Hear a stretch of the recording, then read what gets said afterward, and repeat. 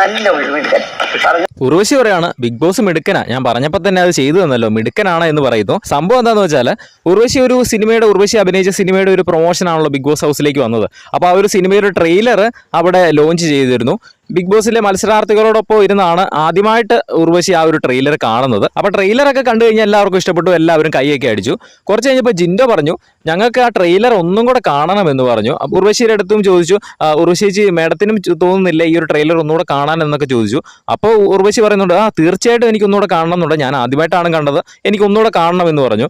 അപ്പോൾ ഉർവശി പറഞ്ഞു big boss ഈ പിള്ളേർ പറയുന്നു ഒന്നും കൂടെ ഈ ഒരു ട്രെയിലർ ഇട്ട് കൊടുക്കണമെന്ന്, അവരെ ഒന്ന് കാണിക്കാമോ എന്ന് ചോദിക്കുന്നു. ബിഗ് ബോസ് അന്നേരം തന്നെ മറുപടി പറഞ്ഞു ഇട്ട് കൊടുക്കാമെന്ന് പറയുന്നു.